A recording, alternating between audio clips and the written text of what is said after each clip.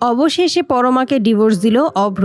পরমা বাড়ি ফিরে আসতেই অভ্র পরমাকে বলে, তুমি এমন কাজ আর কখনোই করবে না পরমা। আমি তোমাকে আর হারাতে চাই না। তোমার যা ইচ্ছে হয় তুমি সেটাই করতে পারো, তবুও কখনো নিজের জীবন শেষ করে দেওয়ার চিন্তা করবে না। তুমি যা চাইবে আমি তোমাকে তাই দেব। তখনই পরমা বলে, আমি যেটা চাইবো তুমি আমাকে সেটাই তো দেবে। অভ্র বলে, তুমি একবার মুখ ফুটে বলেই দেখো, আমি সবকিছু দিতে রাজি আছি। তখনই পরমা বলে, বেশ, তবে আমায় তুমি মুক্তি দাও, আমি মুক্তি চাই। এটা শুনেই ক্ষিপ্ত হয়ে যায় অভ্র। অভ্র তখন বলে, তুমি আমাকে কেন শাস্তি দিচ্ছ? এখানে তো আমার কোনো দোষ নেই। আমি তো প্রথম দেখাতেই তোমাকে ভালোবেসে ফেলেছিলাম, এটাই কি আমার দোষ? পরমা তখন বলে, তোমার চিন্তা করতে হবে না। আমি মুক্তি নিয়ে তোমার ভাইয়ের জীবনেও আসবো না। আমি অনেক দূরে চলে যাব, সেখানে সারাটা জীবন আমি একাই আমার মতো করে কাটিয়ে দেব। আমি সবটা পারবো, বিশ্বাস করো। শুধু আমি মুক্তি চাই, আমি এখানে থাকতে চাই না। তুমি এই সম্পর্কে থাকলে ভালো থাকবে না। তোমার আজকে কষ্ট হচ্ছে, কিন্তু কিছুদিন পর দেখবে তুমি সবটাই ভুলে গেছো।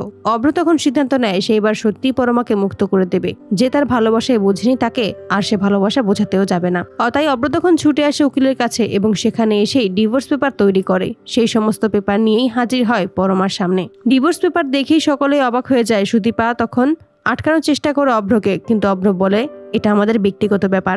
আর যেহেতু পরমা নিজে থেকেই এটা চেয়েছে, ও মুক্তি চেয়েছে, তাই আমি ওকে মুক্তি দিয়ে দেব।